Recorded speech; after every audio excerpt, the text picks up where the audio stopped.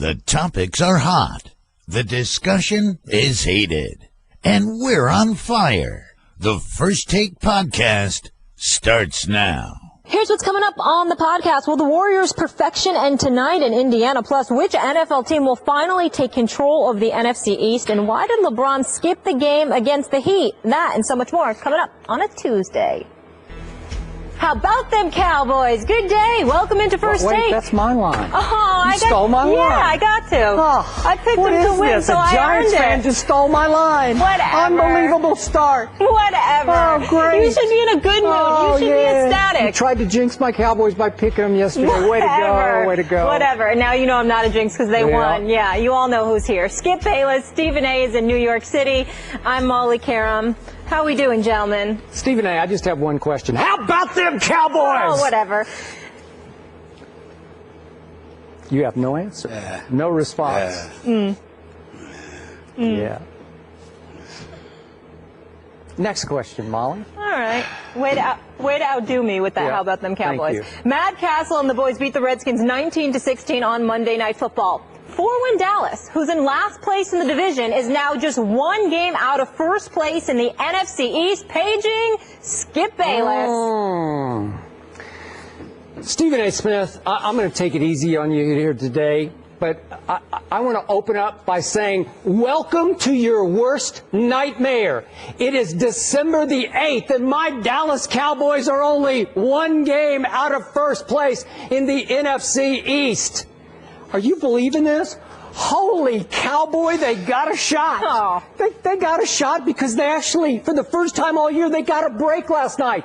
The Redskins kicker finally missed a field goal mid-fourth quarter. And in the end, my kicker, the clutchest kicker on planet Earth, Dan the Man Bailey, 54 yards right down your throat, Stephen A. Smith, and I loved it. But I must tell you, before I give the floor back to you, I did not love what I saw before that last kick. My Cowboys, I'll be the first to admit, won in spite of themselves because, as I've been telling you all year, they lost 6 close games this year, and they had learned how to lose close games, and they had no idea how actually to win this close game. Before that last kick, I wanted to fire Jason Garrett and both coordinators. And I'll start out by I wanted to fire Scott Linehan because after that Des Bryant bomb of 46 yards down to the 3-yard line, Scott Linehan can't get it in the end zone from 3 yards out and has to settle for the tying field goal. That's about when I gave up right there. And then, after our man, Deshaun Jackson, love him, but in this case, Stephen A., he tried to do way too much, tried to win the game all by himself, and it appeared that he had fumbled the game right to my Dallas Cowboys. And what happened? I wanted to fire Jason Garrett for dumbfoundingly dumb clock mismanagement. You have to tell Darren McFadden you cannot run out of bounds on the first play. And Darren, if you do break through for a first down, you can't go to the end zone. You just got to lie down on the 1-yard line, run the clock, kill it out, and kick the field goal with literally no time left. But no, they left 1:15 on the clock thanks to a touchdown. And then I wanted in the end to fire Rod Marinelli. For after allowing a big kickoff with a face mask penalty, Rod Marinelli leaves Mo Claiborne on the most dangerous deep threat in all of pro football, my man Deshaun Jackson. Bombs away, tie game. I was on the floor. I was rolling on the floor. I said, that's it. I can't watch it. I almost turned it off because I knew what my fate was going to be, and I knew you'd come in here today to tell me that I told you they'd tease you right to the bitter end, then they would let you down, the accident waiting to happen that they always are. But no, here came Lucky Whitehead with another big return. And no, Matt Castle, who looked like he couldn't even play quarterback, like he'd never even played football before for 3 quarters, boom to Dez. He's open. Boom to Dez. He's open. And all of a sudden, the clutchest kicker in all of pro football, 54 yards down your throat. Cowboys live. 1 game out of first? I'm starting to like their position. The floor is yours.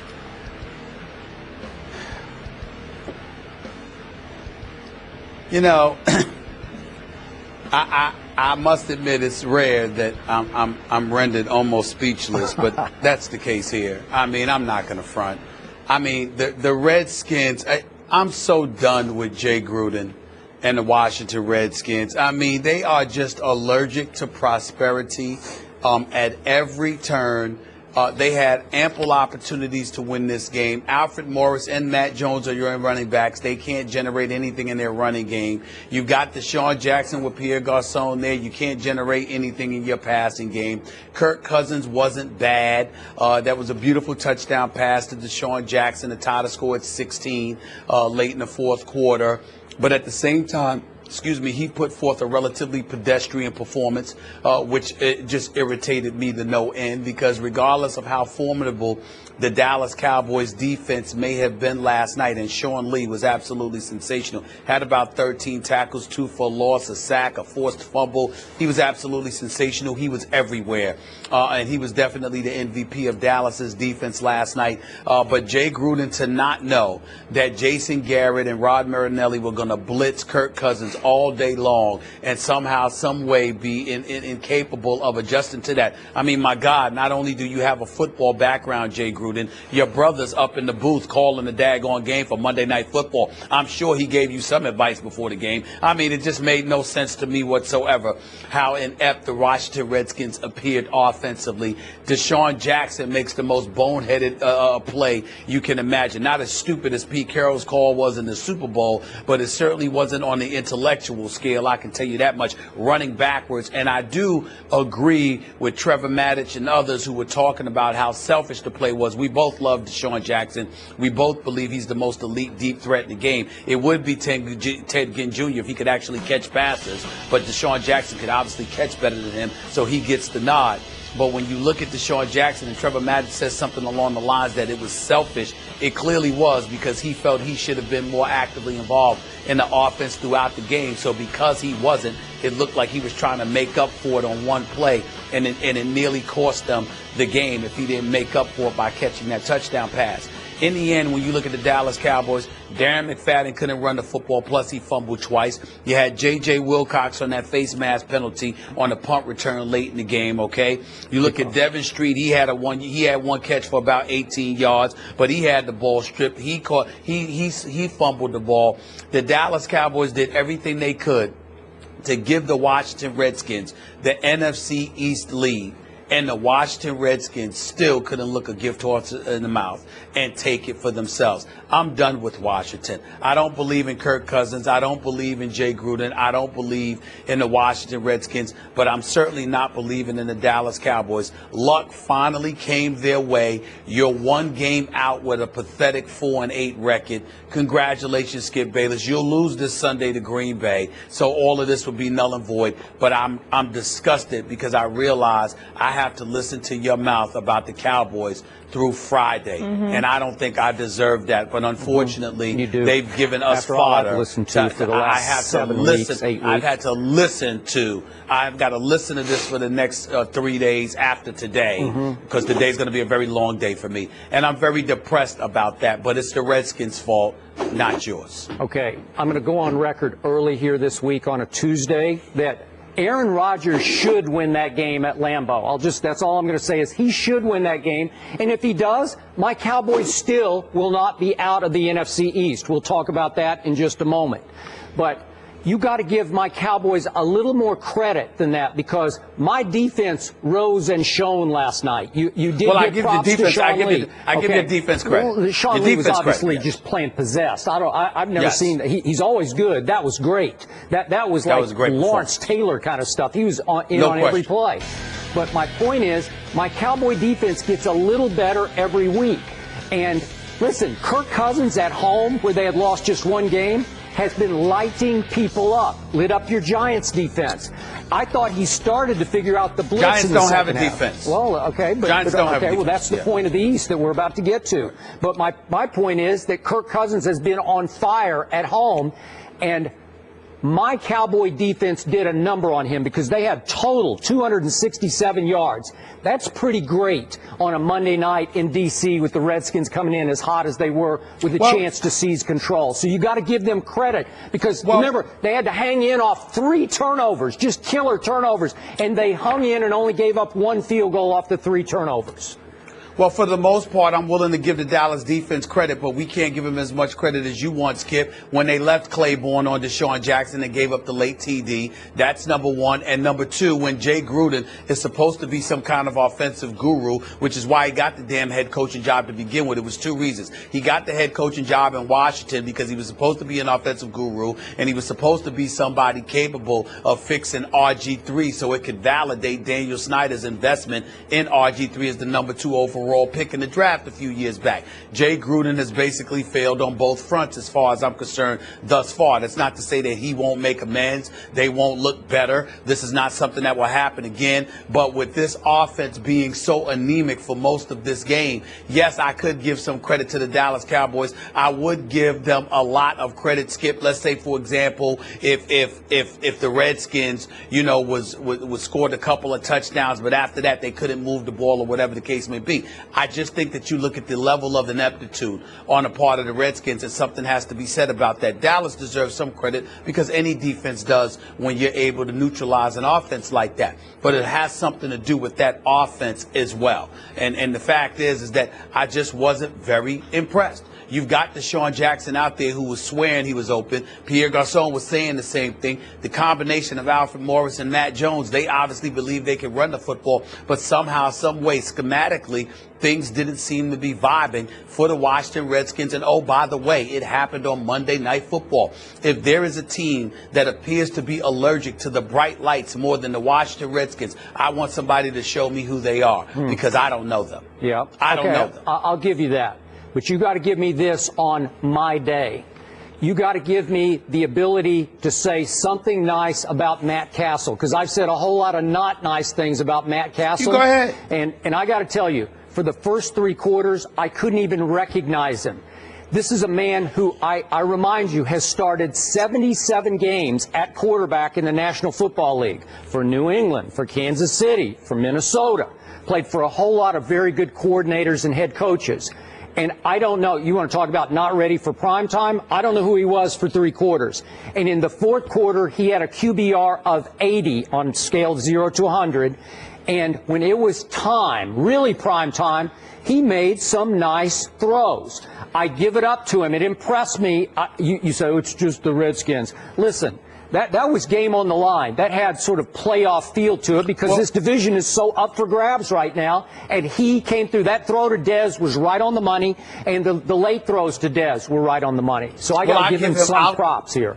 Well, I'll give him some props because you were willing to give Sam Bradford, meaning Sam Badford, props when he made a couple of late throws. I'm saying this is along those same lines because keep in mind that the Redskins don't score a touchdown if it were not for Deshaun Jackson running backwards 20 to 25 yards and then ultimately fumbling the football. The Dallas Cowboys don't score a touchdown if that doesn't happen. So let's keep that in mind. Matt Castle is responsible for 3 field goals. Okay. That's what he's responsible for, and a couple of late throws that were good, particularly to get the first down and essentially to seal the deal. So he deserves credit for that, the same that Sam Bradford deserved credit. But, I mean, it's nothing to write home about. It was a relatively pedestrian performance on his part as well. Okay, final point. I also need to give credit to one Dez Bryant because early on he got incredibly frustrated. I did not blame him because Matt Castle couldn't even find him, couldn't even see 88 anywhere. And Dez got upset on the sidelines, but he did not give up. He did not go in the tank emotionally. He hung right in, and when it was time to take over the game, Dez Bryant helped Matt Castle take over the game. Well, it showed maturity, it showed poise, it showed a new guy with a big new contract who came through when they needed him most. Thank you, Dez Bryant. Let me tell you the biggest reason that you didn't bring up as to why Dez deserves so much credit, Skip. When Deshaun Jackson caught that 28-yard touchdown pass to tie the game, the Dallas Cowboys still had a little time left. And the camera went to Dez Bryant on the sideline, smiling and nodding his head. To me, I interpreted that as him being, all right, it's showtime. Yep. It's my time. Let's go. See, and that's what I'm talking about. When you are a star and you're paid big time money, it's moments like that that you crave. And Dez Bryant knew that at that particular moment, that in order for the Dallas Cowboys to win the game, they were going to have to come to him, and that's exactly what he wanted and exactly what he was looking forward to. It's moments like that that validate why he's considered one of the best receivers in all of football when he's healthy. I agree. Cover of Rolling Stone. Way to go, Dad. You know who else deserves credit? Clutch Dan Bailey. His 9 field goals of 50 yards or more over the past 2 seasons tied for most in the NFL. The Cowboys win without a passing touchdown. Let's go big picture now. Here's how the division stands as we speak. The Redskins are still in first place due to tiebreakers, followed by the Eagles and Giants. All 3 teams have a 5-7 record. The Cowboys, as we mentioned, just 1 game out of the top spot. Now, according to FPI, the Eagles have the best chance to win the division at almost 50%. The Redskins and Giants are pretty much even, and the Cowboys have an 8.5% chance. Stephen A., who is in the driver's seat right now in the NFC East? I got to admit to you, I mean, if I had to look at anybody, I'm going to have to look at the Philadelphia Eagles. I hate saying it because nobody this way is rooting for Chip Kelly. But the Giants have the worst defense in all of football in terms of their pass defense and their ability to get at the quarterback. That's a problem for them. I have no faith in the Redskins based on what I saw last night. Again, I believe they are allergic to prosperity. The Dallas Cowboys will lose to the Green Bay Packers this weekend and to either the Jets or the Bills or both along their way to their season, so they'll be done. So by virtual default, I'm going to tell you that the Philadelphia Eagles are probably going to be the team that comes out of the East, because think about this. They've got Buffalo, Arizona. Those are tough games, Washington, and the New York Giants. As far as I'm concerned, they've got 4 tough games, but 3 of them are very winnable. I could see them losing to Arizona at home, but beating both Buffalo and Washington at home. And I don't trust the Giants at all. And if you're the Philadelphia Eagles, why couldn't you win first game? 8-8 is going to win this division. I believe 8-8 is going to win this division. And I think that the Eagles have the best shot of getting to 8-8 than anybody out there. Dallas isn't winning their 4 remaining games, so you can just scratch that dream. They're not. Okay, the only way to me Dallas has a chance is if no one wins more than 7 games. I understand with the pathetic NFC East that's possible, but I'm still assuming that one of these teams is going to go 8-8, and I believe that ultimately will end up being the Eagles in the end, because I don't trust the Redskins, I don't trust the Giants, and I have zero belief in the Cowboys offensively because Tony Romo is not their quarterback. Okay. I agree with you that 8-8 would win this division. I don't think anybody's going to get to 8-8. I think these schedules are too difficult, the last 4 games, for all 4 teams. So let's look at how the schedules rank overall in the NFL. The second toughest remaining schedule in the whole NFL belongs to, the bad news, my Dallas Cowboys. Second toughest schedule in the NFL. The 14th toughest schedule in the NFL belongs to Philadelphia. The 18th toughest is New York, and the 24th toughest is Washington. That's why I'm not writing off the Redskins as you are. But the problem with the Redskins is 3 of those 4 are on the road. They're at Chicago, at Eagles, at Cowboys in the finale. But the easiest schedule belongs to Washington. So, again, they haven't won a road game all year. Can they win a couple of those? I don't know. Could they win at Chicago? They could. Could they beat the Eagles in Philadelphia? Everybody else has been beating them there. Miami beat them there. Tampa beat them there. I don't know. Are you sure about the Eagles at home, even though they're the one team that has 3 home games against the Bills, Arizona, and the Redskins? Well, I'm not sure. Yeah. You're right about that. You're right about that. I'm not sure, but I have more faith in them than I do in the rest of the division because it just stinks from top to bottom as far as I'm concerned. The Giants can't defend the pass because they can't get to any passers. Okay? So that's their impediment. The Washington Redskins are allergic to prosperity, particularly when they're on the road or whenever the bright lights come on. And the Dallas Cowboys would have to me, need to win 3 of their next 4, and they've got the Jets, the Bills, and the Green Bay Packers on their schedule. I find it very difficult that the Dallas Cowboys are going to win 3 of their next 4 games. Okay. So by virtue of all of those things, it leaves me with no other choice but the Eagles. Okay, but here's my point. The Cowboys don't have to win all 4 games. They do need to win 3. They got to win 3, and I think they have a shot. And here's what I think. I believe it's going to be a tie. I wouldn't be surprised if all 4 teams finish 7-9. Who has the tiebreaker right now? Who has Dallas. the best record in the division? Dallas. Dallas, 3-2. This is the case for my Dallas Cowboys.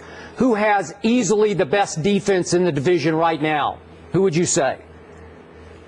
Dallas. It's easily Dallas because in yards allowed, Dallas is 5th. The next on the list is Washington at 21st, then the Eagles at 26th in yards allowed, and your Giants, of course, bringing up the very bottom at 31st. So 3 really bad defenses and 1 pretty good defense, 5th in yards allowed for Dallas.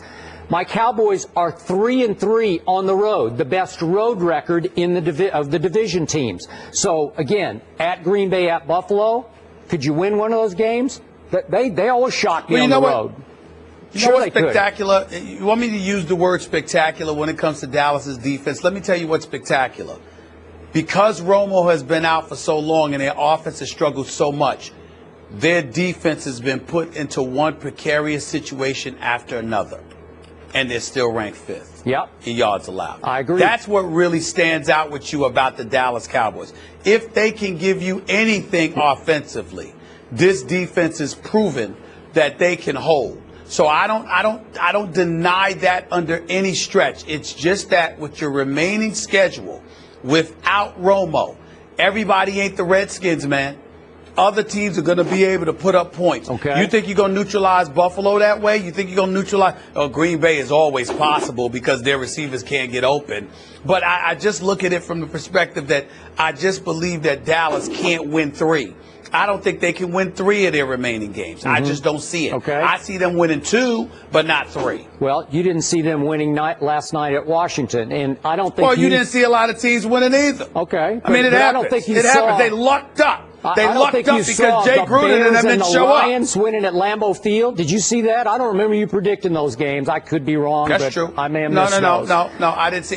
No. You didn't miss those. Hell no, I didn't pick Jay Cutler and Jim Caldwell's squad to win at Lambeau Field. You're absolutely right. And to your final point about my defense, it does have some backbone to it because last night, again, Darren McFadden hadn't fumbled all year, and he fumbles twice. Then Devin Street coughs one up. You got 3 turnovers that put your backs to the wall, and you hang in for that whole. That's impressive to me. They're not great, but they're pretty good.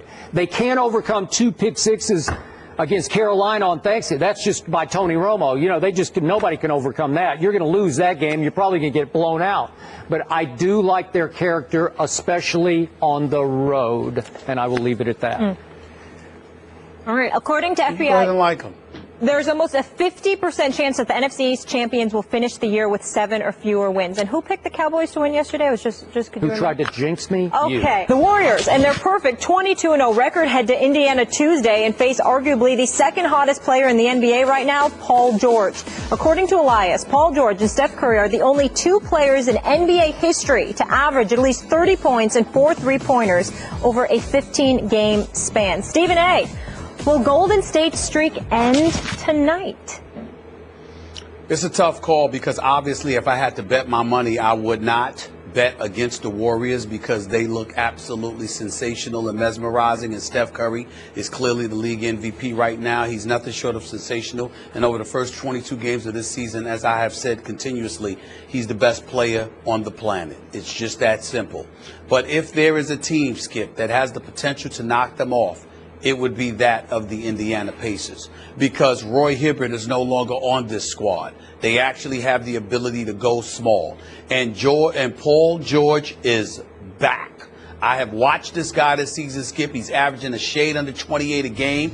He's shooting 45% from three-point range. And the one thing we all need not forget about him, Skip, is that he can defend. He can defend multiple positions. He can defend Steph Curry 1 minute, Klay Thompson the next, or somebody else. He is more than capable of doing that. C.J. Miles is a good three-point shooter, shooting better than 40% from the field. Monte Ellis, if you've watched him over the years, this is the kind of game, Skip, that he'll step up. When you talk about, you want to get Monte Ellis stirred up, It's the kind of game, Skip, where you don't expect much defense. Even though Indiana plays good defense, they're one of the top 10 defenses in the league. You know, they do believe in defending. Frank Vogel's doing an outstanding job with them this year. The reality is that Monte Ellis loves a game that's up-tempo, where it's you against me. Oh, it's like that. Let's get it on. Monte Ellis lives for a game like this. So when you've got scorers and shooters like the C.J. Miles and the Monte Ellises of the world to join with Paul George, when you got a guy who could put up some points in George Hill, who's shooting better than 40% from threes himself, all right, and then you got a guy like Jordan Hill, who's interchangeable at the 4 or the 5 spot, active, runs up and down the court, but a big enough body to get rebounds and to offset some of the stuff that Draymond Green, who's playing sensational basketball himself, is going to throw at you. It can be very interesting. If I had to bet my money, I wouldn't bet against the Warriors because they just look too prolific, and it seems like it's destiny that a collision course is in the making for them to go undefeated into Christmas Day against LeBron and the Cleveland Cavaliers. But if they could potentially get knocked off before then, I had 2 games on my mind. When they go to Dallas later on and this game tonight in Indy, I think the Pacers can beat them, and I'm going to say to you right now, it will require Paul George dropping plus 40. But if he can do that, the Pacers can beat the Warriors. I'm going to just go out on a limb, and I'm going to predict that the Pacers might steal the show tonight and win this game. Okay. I admire that. I appreciate that. Do you think it could go in the hundreds for both teams? Easily. I mean, you got to remember, I expect, don't get me wrong, Indy can defend, but I think they're going to defend in spots, like just playing staunch, rabid defense all game long. Golden State plays at too much of a pace. They've got like the 4th fastest pace in the game, if I remember correctly. Their pace is too great for you to sustain the same level of defensive intensity throughout the game. I think there will be key moments when they'll amp it up, but they won't be able to sustain that. And if Paul George gets hot, neither will Golden State against them. It's going to take Paul George dropping 35 or 40, but he can do it. And I think tonight is one of those nights where he just might. Okay, I agree with every point you made except the final one. I think Golden State will win this game. I'll go out on a limb. 106-100. I think it'll be close with 2 minutes to go. It will be a carbon copy of the game I watched Saturday. It pulled me away from my college football because it got so good in the end. I don't know if you saw any of Golden State at Toronto. Yes, I did. With Kyle Lowry. Yep. Toronto's a little better than Indiana is. Just a little better. And at home, they are really tough. And that game was winnable for Toronto with a couple of minutes to go. And all of a sudden, they got Stephed. This man is unbelievable. I know we've run out of superlatives here, but he Stephed them. He hit 2 huge late threes at Toronto. Then he made 4 straight cold-blooded free throws, and we know he rarely misses those. And all of a sudden, I look up, and they survived, all because of the reigning MVP, who is now running away with back-to-back MVPs. So now back to Paul George. Completely with you. I've watched him a lot. Paul George is back to full throttle Paul George. He might have even taken it up a little bit because he's so hot-handed from the three-point line right now. He's shooting 45.4%, which is Steph-like from 3. This team, Indiana, is like a poor man's Golden State. I agree with you. They can play small, except they don't have Steph Curry. So it's close but no cigar in this one because they're still vulnerable, Indiana. I remind you, they had won 6 in a row, and then on their West Coast swing, they just lost their last 2 games. At Portland, the guy who's shooting threes like Steph went 0 for 9. Paul George went 0 for 9 from 3 at Portland, and they lost badly. Then they lost in overtime at Utah despite 48 points from Paul George. So, again, you could be right. He could go for 48 tonight, and they would lose narrowly to Steph, because I figure if Paul George goes for 48, Steph just might go for 50 because this might be the kind of game where Luke Walton just says, Steph, just do your thing. Just have fun. Yeah. Let's just shoot it out here. Let's just see what happens. I may be a little low on the score, but I think both teams play such good defense that it'll be just over 100. I'm thinking more of the lines of 110, 105 or 110, 107, something along those lines. And again, if I had to bet my money, it would be on the Warriors. I'm just picking the Pacers tonight because I'm thinking one of these three games they're going to lose. At Indiana tonight, against Cleveland on Christmas Day, or at Dallas on December 28th, because somehow, some way, I just consider Rick Carlisle to be such a great coach that he kind of figures out a way to stymie you at times when you least expect it, because that's what great coaches do. But obviously, I would give them lesser of a chance than Indiana and Cleveland. It was one of these games that I said Golden State had a chance of losing. I think they have a chance of losing tonight. I don't, even though I love what I'm seeing Brad Stevens do in Boston. I do too. I agree. I can't rave enough about the job he's doing and about the job Danny Ainge is doing. Danny Ainge has done a hell of a job as an executive for Boston not to fall completely off the map, while stockpiling draft picks and maintaining a level of respectability. The Philadelphia 76ers could take some notes from him, and we'll get into that a little bit later. Okay. But I just think that the Boston, Milwaukee, you stuff like that, I don't see one of those teams knocking off Golden State. It's going to happen tonight or Christmas Day against Cleveland. Otherwise, Golden State's going to go into the new year in all likelihood undefeated. Okay, a point in your favor. You realize Harrison Barnes is out for this trip with a bad ankle. Harrison Barnes would be a primary defender, I think, on Paul George. So they're down a primary defender. But Iguodala, but remember, Iguodala is one hell of a defender. But now you make him play high minutes. You're going to have to, he can't. Well, that's the whole point. Yeah.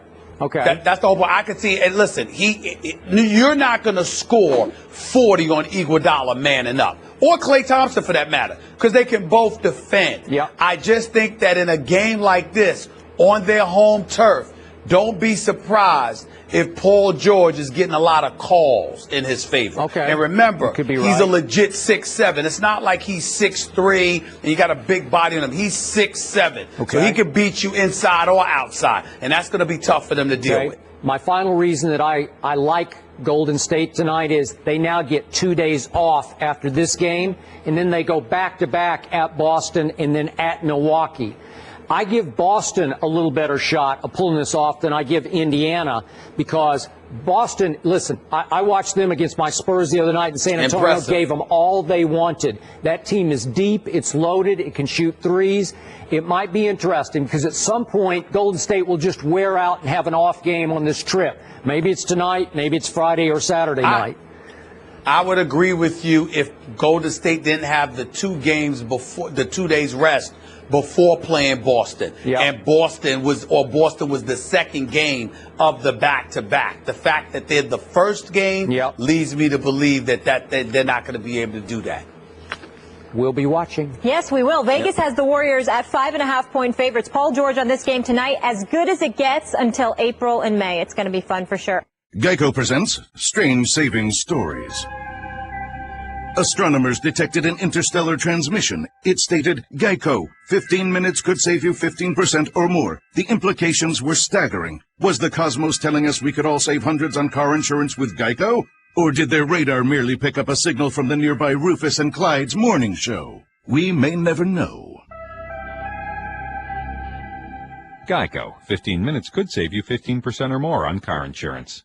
Johnny Manziel will start for the Browns. This is always changing, following a 2-game benching for his off-the-field actions. This according to our Chris Mortensen. In his news conference yesterday, Mike Pettin didn't announce that he was the starter and said he couldn't absolutely say that everyone is on board 100%. The coach, Herm Edwards, is in the house with us to discuss. Herm, good to see you. Well, it's good to be here. As always. I know we got a happy man over here to the right. We do. We do. Just a little fired up. I don't know if you saw the top of the show. The train is leaving Cowboys. the station. Hey, that bad man that Stephen A. always talks about, he's going to put you guys out your business. He's already predicted that. You guys are way out on the limb on that one. That's a gutsy call. I'm just saying. Yeah, I know. It's going to happen. It's okay. That's all right. It's okay. Why? Just because we don't choose to sit there and regurgitate the same nonsensical stuff you spew at us daily about your Cowboys. Wait. Or not now it's like, oh, we really stepped out there on a limb about Aaron Rodgers. Please. Yeah, could just you two stop help it. me out? You gave up. You threw Castle to the past out to the pasture I did. weeks ago. I did. You threw him out. But help me out. But you're back on now. The last 2 games at Lambeau Field,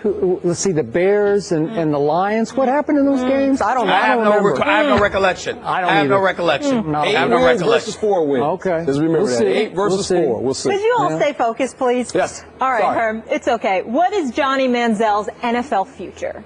We don't know.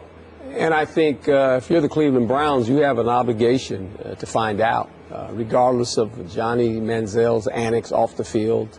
I think going forward, if you're the head coach, you're the GM, as well as the owner, you've had 13 losing seasons in a row. And you have to look at this position of, is he the guy going forward? And the only way you're really truly going to find out is allow him to play. And it's not like he's playing against some softball teams. I mean, obviously, San Francisco won last week on the road. You play the 49ers, you play Seattle, Kansas City, and the Steelers. You will get a true evaluation going forward. Is he your starting quarterback? And also this, if he is not your starting quarterback, the more you allow him to play, you may have a chance to trade him. Good point. He could end up in our friend's best backyard in Dallas. I agree. Wouldn't that be Be a the backup treat? for Tony Romo. Of course that's going to happen. Well, of course that's going to happen. Antonio Because Romero. one team is that's the one team that's more interested in winning headlines than games. Of course it's going to happen. Yeah. Of course it's You going mean to the happen. team that won at Washington last night. Go ahead. So, I mean, Yes. all that's a part of it, Yeah. and I think we know that. And I think for the fan base, if you sit there knowing you have home games, you want fans to obviously come out. They would come out to watch Johnny Manziel. They would come out to watch him play football. But can he play football? We're going to find out. I think he's much improved from last year. Is that good enough? We'll find out. I mean, we see Tyrod Taylor about the same height, about the same skill set, probably a little bit quicker footed, but it's played pretty well in an offense that allows him to use his ability to run and make plays. And so we're going to see. We're going to watch Johnny Manziel play. Stephen A. Well, I just think that when you look at Johnny Manziel, listen, for all the negatives that we throw in his direction, let's give him credit for it's several things. He acknowledged that he didn't work as hard as he could have in year one. B, he, inserted himself into a rehabilitation clinic to address his issues. C, he comes out of it, and nobody in the Browns organization has denied that he's put forth the level of due diligence that he was supposed to, that he's gotten better, he's gotten more educated as to what the job description entails and what he should be doing. All of those things are true. And so when you look at it from that perspective, Johnny Manziel could potentially be on the come up. Now, if you talk to the Merrill Hodges of the world and others, they'll tell you he doesn't have a chance. He'll never really be a big-time quarterback in this game because fundamentally he is what he is and his instincts are what they are, and you never change a player's instincts. That's their belief. And Johnny Manziel has to overcome those skeptics because that's really what he's facing. Being in Dallas, he would be a backup. He'd be the quintessential backup to Tony Romo. But at some point in time, you need somebody that's going to be your quarterback. And is Johnny Manziel that guy? The only reason we're definitively saying he could be that guy for the Cowboys is because we all know he draw headlines, and we know that's what the Dallas Cowboys crave most. That's their addiction, hype, not substance, hype. But with that being said, Johnny Manziel still has a chance. I think the 49ers game is incredibly important because if he shows us a really, really good performance against San Francisco, then when he gets shellacked by the Kansas Cities of the world, the Pittsburghs of the world and others, we'll look at him and we'll say, well, you know something? At least he did it against San Francisco. He can't stink up the joint for all Final Four games. He's got to show up against somebody, and this is his best opportunity. Okay, back to me. I still believe in Johnny Manziel's future in this league on the field. I think he can be a starting, if not even a star quarterback. but I'm going to say this quickly and go on to the next point. If he doesn't get himself right off the field, he's got no shot future-wise in this league. And I'm still not sure he's right off the field. And I'm still not sure how to interpret as he turned 23 the other day. He posted an old picture of himself doing the money sign. I don't know if that's the old me he was referring to or if he's saying, I miss that me. I don't know what the message of it was, but whatever. The point is, I believe he will struggle mightily most of this way down this 4-game stretch. I agree with Stephen A. This is a bit, with both of you, this is a big game for him against San Francisco as far as his future in Cleveland goes, because Eric Mangini's defense is pretty good. It's had some moments this year. They've started coming alive. They did pull that game out at Chicago mostly because of a missed Chicago field goal. But the point is that Johnny's up against it with this. This is a 2-10 team that has very few weapons. They have no running back ranked in the top 32, and in just pure yards receiving, Travis Benjamin is 18th in the league, and Barnage is 20th in the league in yards receiving. So they got a couple of mediocre weapons, but not great ones. So what do you think's going to happen once he goes the rest of the games? You go at Seattle. What do you think's going to happen there? What do you think will happen back in your old stomping grounds in Kansas City? What do you think will happen? Not pretty. What do you think will happen at home against the Steelers in a game the Steelers may desperately need to make a wild card spot? Probably won't be that pretty, all things considered. No, it won't be. And I think, obviously, you look at it, you'd like to win football games. I mean, this is your 2-10. You'd like to be better than 2-10. But I think it's a true evaluation of Johnny Manziel, along with the rest of the players that he's playing with. And you know that as a coaching staff now. We'd like to win these games. But how will a quarterback play? Does he give us an opportunity to win games? Okay. Can we build around the guy? Okay, which is why I hope that he struggles in all 4 games. Because I don't want him to stay in Cleveland, and I hope they just cut bait and say, we gave our fans what they wanted. We gave you Johnny, and he gave you nothing back. And I hope the fans say, that's enough of Johnny, and he's on the market in the offseason. See, I use Tyrod Taylor as an example because this was a young man that basically had been on been with the Ravens, kind of sat and waited his turn. Didn't hear a lot about him, and all of a sudden, he's in an offense now that's kind of, it sets his skill set. And you got a head coach that's okay with a guy with a little bit of what I call a wild card as a quarterback. You can't ask him to play in the pocket a whole lot, but he can do some of it. He has a nice long ball. He got some weapons. He's got some good weapons around him. He makes a lot of plays with his feet. So am I saying Johnny Manziel is him? I don't know, but I'd like to see. I'd like to let him. The only way you're going to find is let him play. Well, I would like to see Johnny with a Sammy Watkins. Just want to see, because, right? I mean, well, yeah, but he's going to have to play. I think he's going to have to play the position of quarterback and let him compete. Go ahead, Stephen A. It's interesting that you brought up Sammy Watkins, Skip, because I think the one thing that has gone unnoticed and pretty much unspoken about over this entire season is the absence of a guy by the name of Josh Gordon, who plays for the Cleveland Browns, but has been suspended for the entire season because of repeated failed drug tests.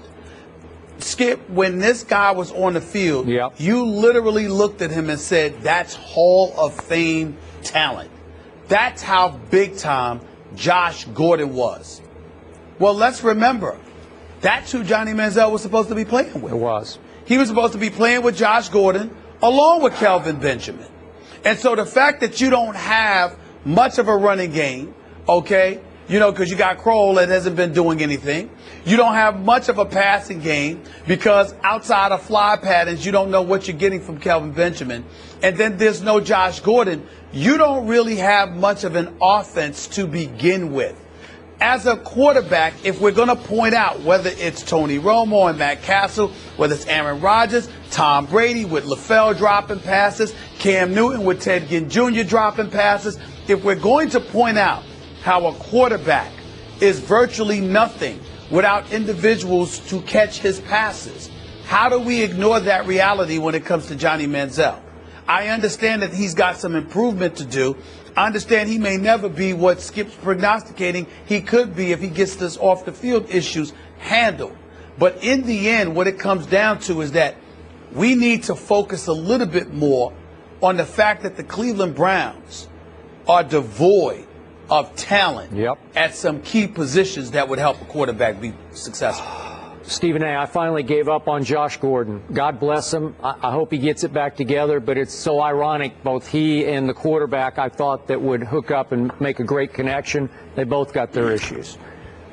This is why these guys have lost 13 double-digit seasons in a row.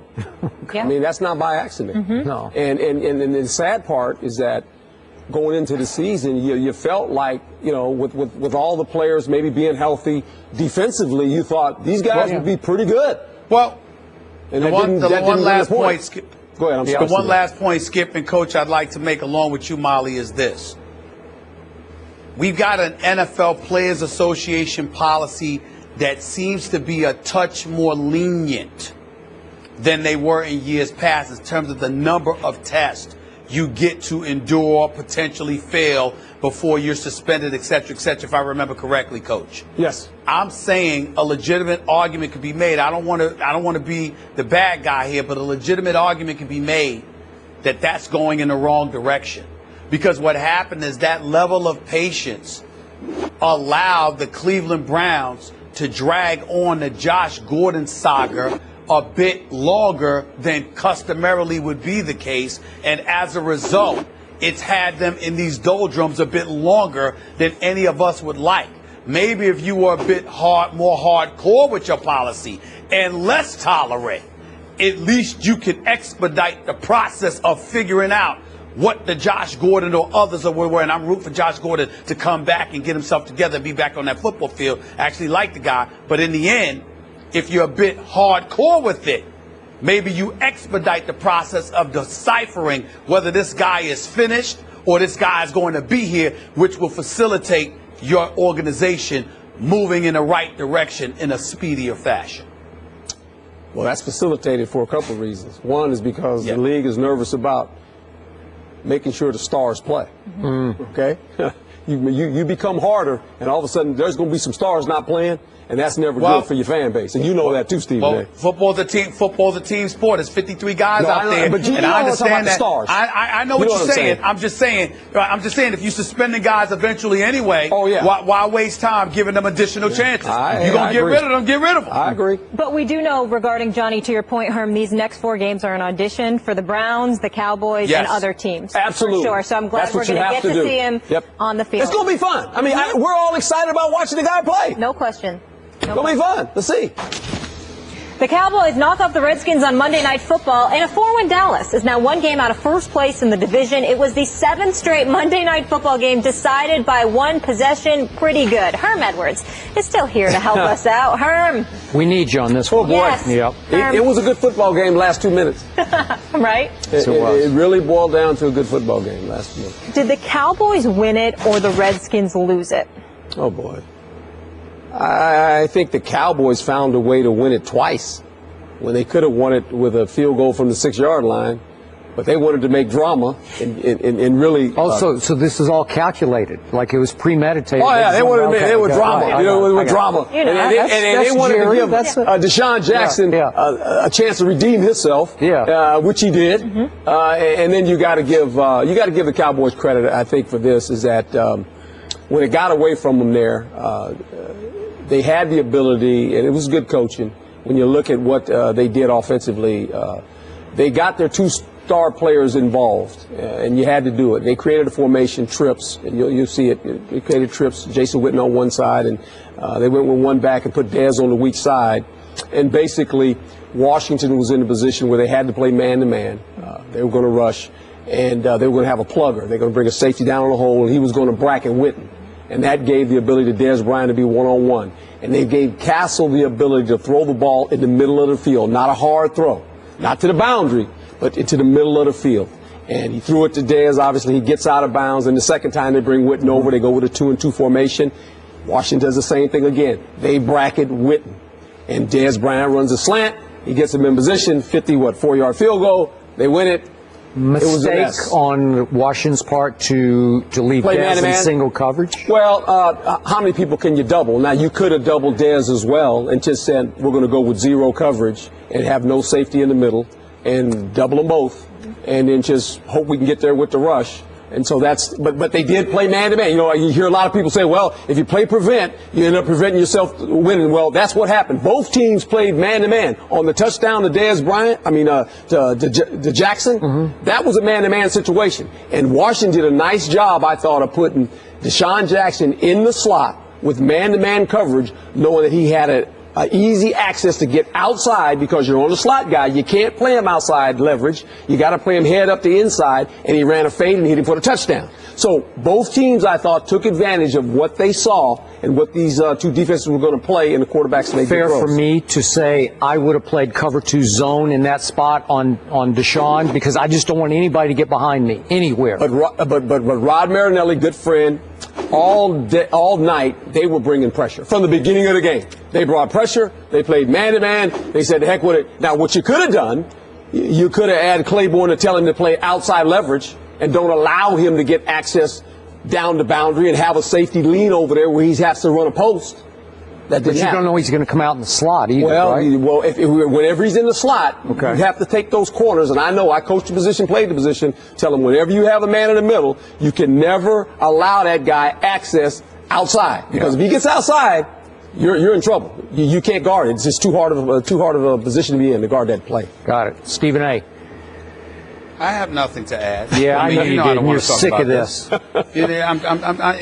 mean, what do you want me to say? What do you want me to say? As far as I'm concerned, we all know about the pressure that was applied to the Redskins offense. We all know that Rod Marinelli blitzed all day long. We all know they played man coverage. We all know that the Redskins were inept offensively for most of the game. We all know that Deshaun Jackson made a boneheaded play, but then made up for it with that touchdown grab. We all know that the Redskins defense gave up a decent punt return on the ensuing possession, and ultimately Castle was able to complete 2 good throws to Dez to position them for the game-winning field goal. We know all of this. There's no surprise there. The Dallas Cowboys are 4-8. I'm so proud of them. I'm so proud. But you made the case early in the show. You thought Washington lost this game far more than Dallas won this game, right? I totally agree with that. I totally believe that. But I'm still going to give Dallas's defense credit because they're clearly the best defense in the division. They're clearly one of the better defenses in the NFL. They deserve a lot of credit for it. And you do find yourself fantasizing about, oh, my goodness, what will Dallas be like next year? You know, Greg Hardy, you might have him for a full season. McClain will be there for a full season. You're hoping Sean Lee won't get hurt again. Orlando Scandrick will be back. So you do have yourself looking at the Dallas Cowboys and saying, this could be the makings of something real special, particularly when you consider the kind of season they endured. If they're able to come back healthy and fully loaded, some things could happen very, very special in Big D next season. But as far as this season, it's over, they're as irrelevant completely as they've over. always been. Okay. And you might get your runner back, too. Oh. Murray. You might get DeMarco Murray back. You DeMarco talking about DeMarco Murray back, DeMarco Coach? Murray and Johnny Manziel. I thought you meant Lance Dunbar. No. I missed a lot. No, Hey, you're Skip. DeMarco Murray and Johnny Football. Yeah. You're right. Hey, Skip, that's something we didn't bring up talking about the NFC East. According to the reports, DeMarco Murray had a lengthy conversation with Eagles owner Jeffrey Lurie following the game. He doesn't like the way that he's been used. Shouldn't. Obviously, he shouldn't. I think that let me tell you something. You don't have that conversation with the owner. Correct me if I'm wrong, Coach. Nope. You don't have that conversation with the owner unless you feel deceived. Because if you're just going out there and trying to do your job and you're unproductive, you're in no position to go and have a conversation with the owner. You're not doing your job.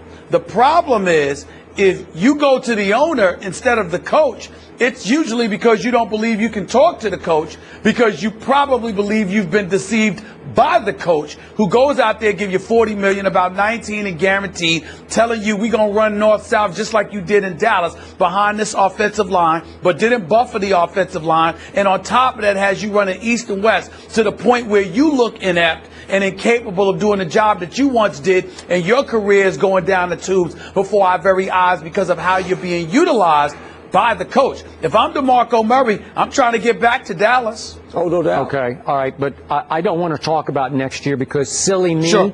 This one ain't over yet. It ain't over. Yeah. 7-9 will win the division, right? Okay, 7-9 will win this division. Okay. I believe it could be a flat-footed 4-way tie at 7-9 if you really study these schedules. Yeah, we studied them. Okay. Right now, which team has the best record within the division? The Dallas Cowboys, 3-2. Right now, who has easily the best defense within the division? Easily the Dallas Cowboys. Who plays the second tough schedule, closing schedule in the NFL? The Dallas Cowboys do. So you got me there. It should favor Washington. It should favor anybody but Dallas, except Dallas is a really good road team. They're 3-3 on the road. As bad as they've been with no Romo, they're still 3-3 on the road. So I'm going to get back to the question here. The truth was that last night, Dallas made far more, to me, losing plays than Washington did.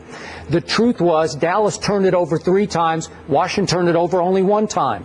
The truth is, again, I get over emotional. I'm a Cowboy fan, lifelong. But I wanted to fire Jason Garrett. I wanted to fire Scott Linehan. I even wanted to fire your man, Rod Marinelli, for the 3 big breakdown blunders that were just dumbfoundingly dumb to me. When after the big Dez catch midway, about 4 minutes left, you can't get it in from the 3-yard line for a touchdown. You have to settle for a field goal. I'm out on the coordinator at that point. Okay. Then again, after the Deshaun fumble, he was trying to do too much, trying to win the game by himself. Wait a minute. You mismanaged the clock so badly that you wind up taking a quick touchdown and leaving a 1:15 on the clock for them. That is dumbfoundingly dumb. I wanted to fire Jason Garrett at that point, okay? That's just me. And then finally, we talked about the play with Rod Marinelli. I don't want to fire him because he's really the backbone and strength of this team right now. But my point is this. My team has lost 6 close games without Tony Romo this year. Close games, okay? They had Atlanta down, remember this, 28-17 at half, and lost a fairly close game. They lost 2 overtime games. They lost to Seattle by 1 point. They lost at Tampa Bay by 4 points when Dez should have made a better play on the ball in the end zone, could have won that one. Right. And finally, they lost to the Giants by 7 on a late kickoff return to their guy, Dwayne Harris, their ex-Cowboy. Yes. Okay, so that's how close they came. That's a team that had learned how to lose close games until last night. They pulled one out thanks to a 54-yard field goal by the clutchest kicker in pro football. To me, it's possible that team broke through last night and said, oh, that's how you do it. That's how you win in spite of yourself. They finally made a couple of late plays that set up the biggest play of the game by the kicker, who's always been, to me, the most valuable player on the team in many ways. So I'm just saying maybe they figured it out last night. Maybe there's a little momentum created here. You brought a lot of great information. I'm going to make Stephen A. happy. Giants have lost 5 games in the 4th quarter. Okay, they should have won. Three double-digit leads. A couple guys make a play, or you make a decision as a coach. All right. Philadelphia Eagles just won a big game on the road. Beat New England. I understand New England's hurt and everything else, but the Philadelphia Eagles showed up. No one gave them a chance. Well, they used that game as momentum, so we're going to see. Who do you like right now? If you had to, I don't like any of it. But you don't like any of it? I'll go with Philadelphia. I'll go with Philadelphia. I'm hoping that win helped that football team, because that football team, and I'll give Malcolm Jenkins credit for that. Malcolm Jenkins. Wow. He was the guy that called the players out. He was the leader. He was the leader. Somebody needed to stand up in that locker room. Didn't need to be Chip. The owner spoke to the team. It wasn't a speech the owner gave. It was Malcolm Jenkins basically calling guys out and saying, man, it's on us. It's on us right now. And they went up there and they played and won themselves a football game. So we'll see going forward where they go. Okay, so now they got the Bills at home and Arizona at home. It's not easy. I know. They got to win. They got to win 7. Stephen A., who you like right now? The Eagles. Well, we got 2 Eagles and 1 Giant. I just think it's by default. I just think it's by default. I have no faith in the Giants' pass defense. I have no faith in the Cowboys' quarterback situation and therefore their offense. And I have very little faith, or pretty much close to none, about the Washington Redskins, because I don't believe in the Jay Gruden, Kirk Cousins love affair. I don't think that's going to manifest itself into a playoff appearance for Daniel Snyder's Redskins anytime in the near future. That's just how I feel about it. So I think by virtue of that and the fact that, the Eagles are in a situation where they can win 3 of their 4 games, I think they've got a better shot at that than anybody. I think they win the division going 8-8. All right. According to Westgate, they got a broke wing. Las Vegas, Superbook, Philadelphia, and New York co-favorites to win the division at 2-1. After playing the first 19 games of the year, LeBron James didn't play against the Heat on Saturday night. David Black said it was because he's a little sore. In the fourth quarter of the Heat's 99-84 win, Miami fans chanted, "LeBron is tired." He responded by twirling the rings on his fingers. Skip, what's your reaction to all this? Stephen A. Smith, this is my 2 cents from a distance on this, and it could well be wrong. But my 2 cents is, from a distance, that LeBron chose not to play because he did not want to get embarrassed back in the city he left. The Miami he used to love, obviously still loves Miami, but the Miami that used to love him, now not so much. LeBron knew, because he has such a high basketball IQ, he had a very valid excuse. The night before in New Orleans, he played 45 minutes in a 114-108 overtime loss. So on short rest and short-handed, without obviously a Kyrie and a Shumpert, he did not want to have to go into his old house against his man Dwayne Wade and a rising Heat team that is going to be a threat to Cleveland in the East, short-handed. And again, on the official play-by-play, it said DNP did not play, quote-unquote, maintenance. So he had the maintenance excuse, even though he said before the year, I want to try to play all 82. He also wanted to reduce his minutes. And since he played such high minutes the night before, he had a legit excuse. I can't blame him for that, but I do think it's sort of vintage, classic LeBron to make the calculated decision. I don't want to risk this without my two big guns beside me here, because I could get embarrassed. We could get blown off the field, off the floor on a back-to-back. So late in the game, as they started or they continued to chant, "Bron is tired, Bron is tired," he's going to flash his rings at him, not his championship rings, but the 2 rings he did have, I thought, calculatedly on his finger, to say, hey, I remind you guys, I did help you win 2 rings, so you should at least respect me for that. I thought his skin got a little thin because he should have just ignored it and just gone on, because who cares what they would chant at him. But I think LeBron opted not to play this game because he didn't want to get embarrassed. Your thoughts? Well, I think your points about LeBron being scared about being embarrassed are ridiculous and insulting to him. This man helped the Miami Heat, was primarily responsible, obviously, for them winning 2 championship rings. He's universally recognized as the best player in the world until Steph Curry has come on the scene over these last 22 games and just looked out of this world. LeBron James is not scared of another basketball player. He's not scared of the allure of Miami. I disagreed with his decision to sit for the Miami game, and I'll get into that. I'll get into why I feel that way in just a second. But I just think that the notion that he was scared of being embarrassed, that's just ridiculous. And that's something that's very, very insulting to the best player in the world by far, in a lot of respects, outside of Steph Curry's recent explosion. Now let's get to the real issue at hand. I have a problem with LeBron sitting down, and I was incredibly disappointed in LeBron sitting down because he's LeBron, and I know he knows better. Yeah, you got the team and you've got his inner circle that have been encouraging him to sit and rest. You're going after a championship. It's just a regular season game. That's their mentality. He's averaging close to 37 minutes a night. He's got to carry the load. That's one of the reasons he decided to leave Miami, because the load that Pat Riley had him carrying, sitting Dwayne Wade, LeBron not learning until a few hours before game time, if not an hour before game time, that Dwayne Wade wouldn't be playing on a particular night, is something that really gnawed away at him. And so I understand that level of sensitivity coming from them. But the flip side to it is that this is the place that you helped capture 2 championships. Over the course of 4 years, you missed a grand total of 18 games. That's to be commended. And even though it ain't Cleveland, it's not just another organization. It's those same fans you departed from, just like you departed from Cleveland. Not to mention the fact that because you're one of the preeminent superstars in this world, you and everybody knows that when you go to Miami, everybody has got that mapped out on their schedule, and they're looking forward to you going up against your old team.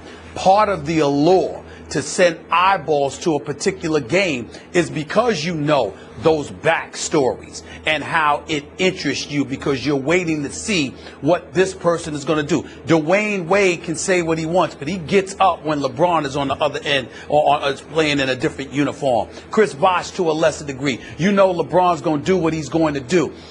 It matters to the fans. And so if you're going to sit down, why not sit down for one of the 41 games you've got in Cleveland? Why sit down for a game in Miami when you know everybody and their grandmother is looking forward to that game? Now, does this make LeBron James a bad guy or a pariah? Absolutely not. He's one of the ultimate basketball ambassadors, and I'm proud of him and the whole crew for getting a lifetime Nike deal that they got because he deserves it. And we'll talk about that at a later date. But for the purposes of just this storyline, what makes LeBron James great is the same thing that made Kobe great, that made MJ great and others. Magic, for example. They knew they were the headline, and they fully embraced it and said, we want to show up because we know everyone's looking for us. And LeBron James is somebody that I always found to be that individual. Come hell or high water, by hook or crook, negative or positively, he was going to be there. You know, when he played against Cleveland and they came back from a 27-point deficit and he went on a tear and pulled out his mouthpiece and breathed in front of everybody's direction. That is one of the most memorable moments. One can make the argument that that performance in Cleveland as a Miami Heat was just as memorable as his championships. Why? Because you left Cleveland and you came back and you knew everybody would be watching. So to avoid that in this particular situation just rubbed me the wrong way because you're trying to treat it like it's just another game. And maybe it is to you, LeBron, and maybe it is to your crew. And y'all usually are right on the money with stuff. But y'all are flawed like everybody else. Nobody's perfect. And this was one of those imperfect moments. When you are going up against the Miami Heat, it matters to the viewing public. We wanted to see LeBron against Miami, especially since in the aftermath of that, you got 2 days rest. And even though they're saying he fought it, I don't want to hear that because don't tell me that David Black or David Griffin made LeBron James do anything. You did it because you wanted to. And I'm just disappointed in that because I wanted to see him. Okay, so you're disappointed. It rubbed you the wrong way. So why didn't he play? Give me the psychology behind it. Why? I honestly don't know. That's not a question that I even thought to ask it. Once I heard that he wasn't injured in any way, to me, there's nothing that he could have said that should have excused him not playing. He's LeBron James. He's box office. You're the headliner. And Miami, the fans that you helped bring 2 championships to and 4 consecutive NBA Finals appearances, they were looking forward to seeing you because they don't get to see you much anymore. And if you want to ask me just my opinion as to why I think it, I think to some degree it's exactly what they said. They're not lying about the rest or anything like that. They didn't lie about anything. But I also think LeBron being in attendance to play helps Pat Riley's organization as well. And LeBron James is not inclined to help Pat Riley. He does not hate the man or anything like that. But you're the enemy now to Pat Riley. You left. And Pat Riley is old school. And LeBron's attitude is, I gave you all I had for 4 years. Don't treat me like I owe you anything. So no, it's not hatred or anything like that. But he did not depart under the greatest circumstances with Pat Riley. I don't have enough time to get into it. I explained it to you in the past. But I am telling you right now, LeBron is tight with D. Wade and Bosh, but he ain't tight at all with Pat Riley.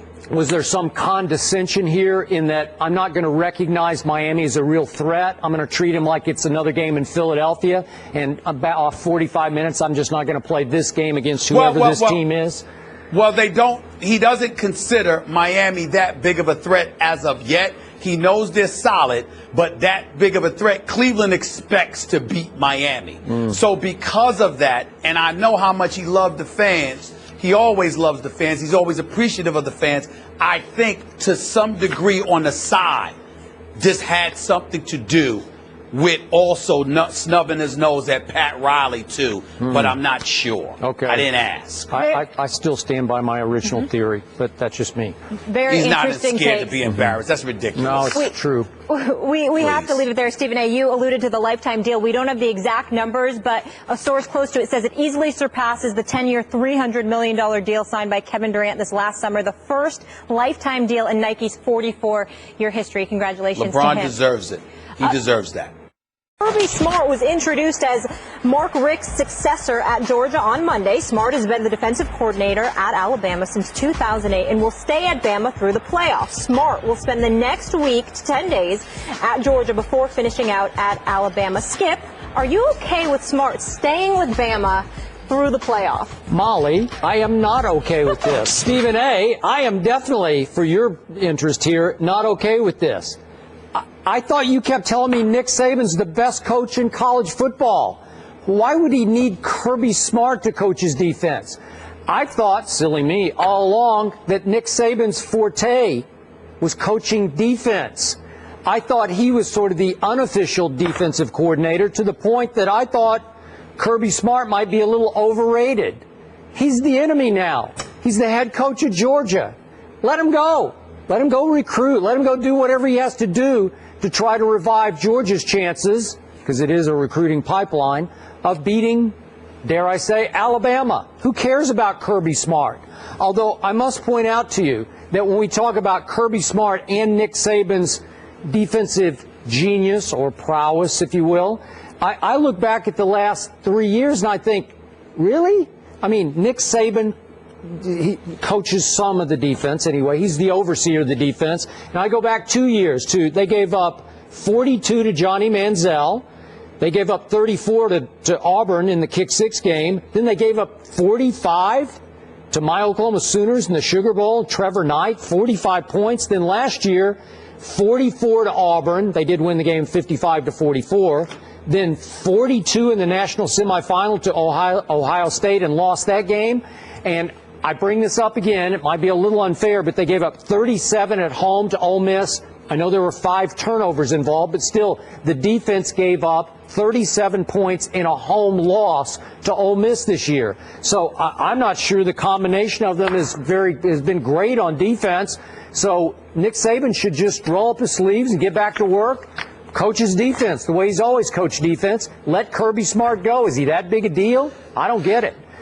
Well, you know what the problem is with you, Skip Bayless? I mean, you're very detached from kids, and what you don't do is you don't think about the kids. That's right. Oh. I'm getting ready to explain why. There are college kids that you recruit, kids that you've been working with all season long. And so as a result, you've got one game left. Okay, which is really two. It should be two, you know, because you got January 1st and then you got January 11th. It's in a month, 30 days, and that's it. Now, I'm usually with you. Please don't get me wrong. As far as I'm concerned, if you are about to be out and you get ready to go to the enemy because you're no longer a teammate, what the hell you sticking around for? Leave now. Don't waste time. Go, bounce. See you when we see you, because you ain't trying to help us win anymore. So I'm totally down with that. Please don't get me wrong. But I think there are exceptions to every rule. And the exception to every rule would be when you've been spending a whole bunch of time coaching college kids. Now, if you're sitting around and you accept this job because Mark Richt loses the job in October, and midstream Georgia comes calling you and you feel compelled to take this job with about 5 games left on the schedule or something like that, that's an entirely different ballgame. But Mark Richt getting fired at the end of the regular season and all you having on your docket is a bowl game, it's not beyond the realm of comprehension. In fact, we've seen it on many occasions where we've looked at guys who are en route to another job that would stick around to coach a bowl game, or in this case, two, because of the new college football playoff system. That's all that's going on here. You've been here 8 years. You've helped recruit some of these kids. You've been coaching them the whole time, and then they've got what may be the biggest game of some of their careers coming up, first against Michigan State and then quite possibly against Oklahoma, even though Clemson obviously is in the mix too,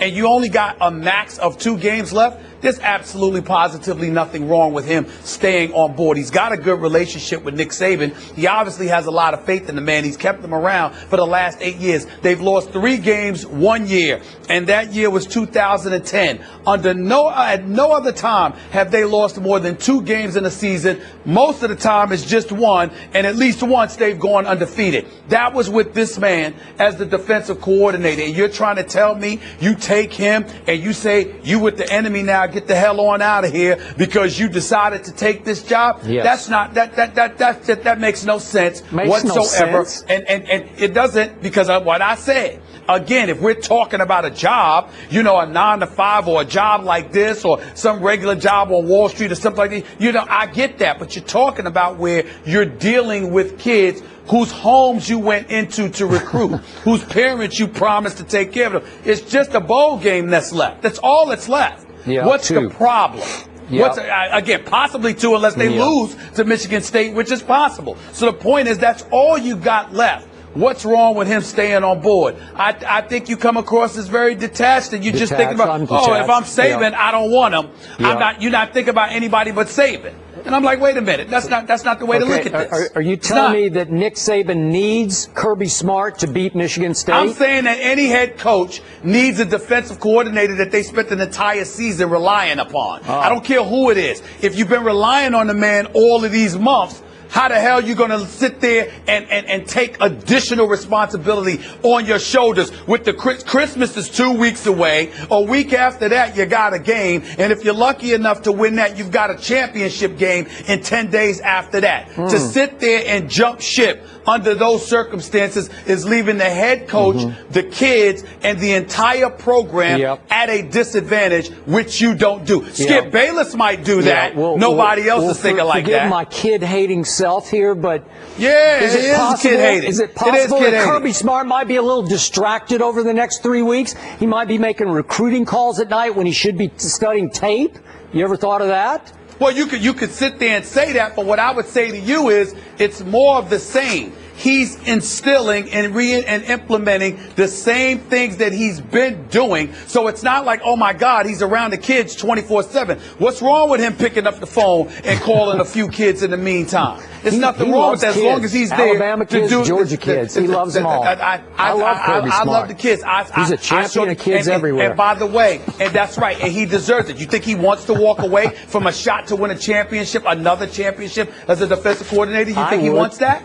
I would. If I were the head coach of Georgia. You're special. Yeah. You're special.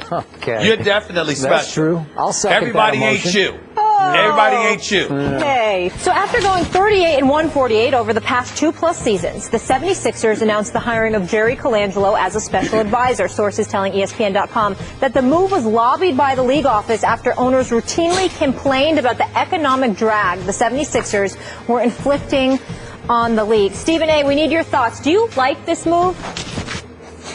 Well, I love the move from the perspective that Jerry Colangelo is a great basketball mind.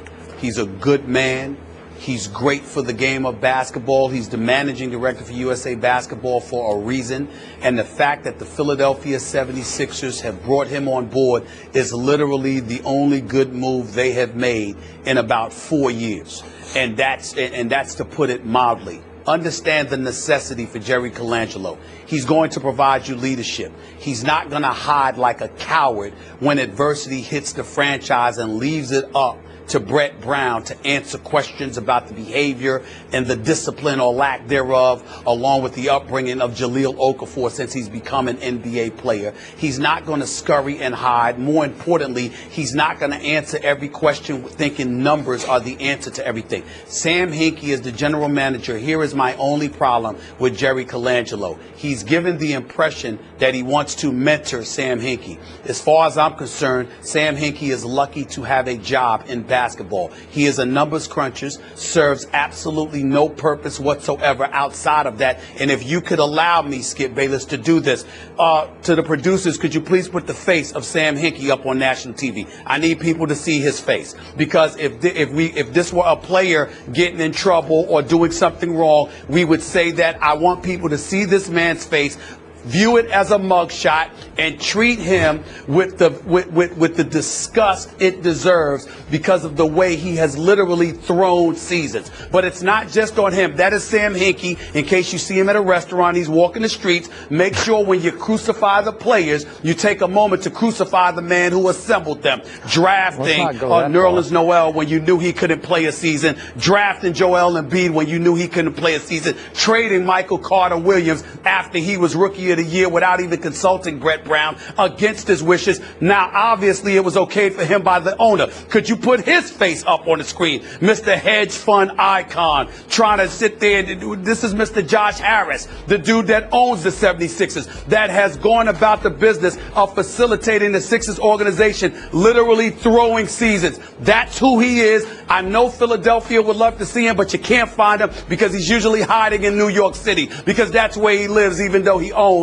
the Philadelphia 76ers. Those are your two individuals. And the coaching fraternity, Skip Bayless, has reached out to me and literally said to me, it is a travesty what is happening to Brett Brown. That's why the other owners got involved. That's why they reached out to Commissioner Adam Silver. That's why Jerry Colangelo is in Philadelphia, because they are trying to salvage a basketball travesty, as my man Marcus Hayes wrote in the Philadelphia Daily News. It is a travesty of the highest order. And as far as I'm concerned, they're lucky Jerry Colangelo is there, because if he wasn't there, I would be calling for the city of Philadelphia literally to boycott this team and not show up and protest outside of the arena until Josh Harris has to give up ownership and Sam Hinkie goes back to MIT or wherever the hell he was crunching numbers, because that's all he's good for. The man does not know basketball, or worse, he doesn't care to know.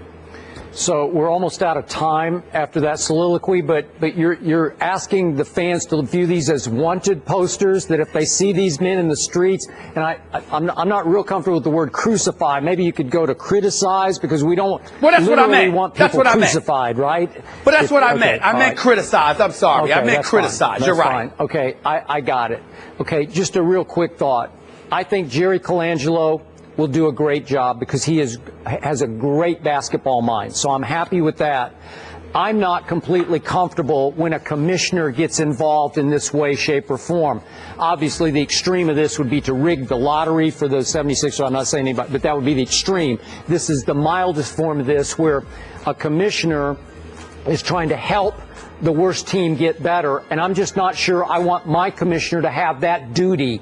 Like, remember the late, great Tex Schramm, the founder and president of the Dallas Cowboys? He once fleeced Seattle for Tony Dorsett, and his response was, the NFL can't legislate intelligence on the part of every franchise. The 76ers, they made a mistake on Michael Carter-Williams. He just turned out to be a guy with a bad attitude that they didn't like. Joel Embiid I thought he was a great pick. He's just been hurt. It was a bad break. And Okafor is a good pick. So I don't know what to tell you. You can't help them with their intelligence level, right? I mean, the system. Here's what you're missing. Here's what you're missing. There have been bad teams before, perpetually bad teams. No owners, no collection of owners have called for the commissioner to get involved because a team is losing. They're making the case that the 76ers are throwing seasons, Skip Bayless. They're throwing seasons. They are keeping veterans from coming on the squad on purpose. They're doing this on purpose. They want to stink up the joint so they can stop. That's the problem. That's why Adam Silver had to get involved, and that's why Jerry Colangelo, thank God he's there. I hope he can do something, because, my God, I love and respect this man. But this is a travesty. It really is. That's a fair point. The final 2 minutes of the Cowboys-Redskins game was filled with some bad plays. Skip, What was the dumbest play, though, from last night's game? Stephen A. Smith, the dumbest play was not Deshaun Jackson. I didn't condemn him for trying to win the game by himself when he fumbled. We have seen him win games before. Remember what he did to your Giants at Giants Stadium, that walk-off punt return of his? The dumbest play to me came after that play, when my Cowboys actually played man-to-man on Deshaun Jackson and let him run behind Mo Claiborne for the tying touchdown. I nearly turned the game off right then and there. Well, I think you're right from a level of football expertise. But in terms of what the eye saw, it's hard for me to give anybody the edge over Deshaun Jackson in that regard when you literally run 20 yards backwards. You know? I mean, you're right. Please don't get me wrong. But for visual perspective, to run backwards 20 to 25 yards towards your own end zone, but, you know, in an effort to try and get away from tacklers, doesn't make sense in the NFL. It's just not something that you do. I don't know if I've seen anybody literally run backwards 25 yards, which is what he did. I understand him trying to get away and evade tackles, trying to make a play. I love me some Deshaun Jackson, best deep threat in the game as far as I'm concerned. But look at this, Skip. He's near the 25-yard line and runs all the way back to the 3-yard line. Skip the 2-yard line. Come on now. It can't get much worse than that. And I must admit, I was scared to death while he was running backward that he was going to pick up a wall of blockers on the far side of the field and go all the way. That's just me. Okay. Depending on who you're rooting for, I guess. Hey, at the end of the day, your Cowboys one game out, but the Giants still got that 5-7 record tied with the other two. Whatever. All right, thanks so much for joining us. See you guys tomorrow. Appreciate you listening to the pod. Catch First Take, as always, weekdays at 10 a.m. Eastern in the rear at 1 p.m. Eastern on ESPN2.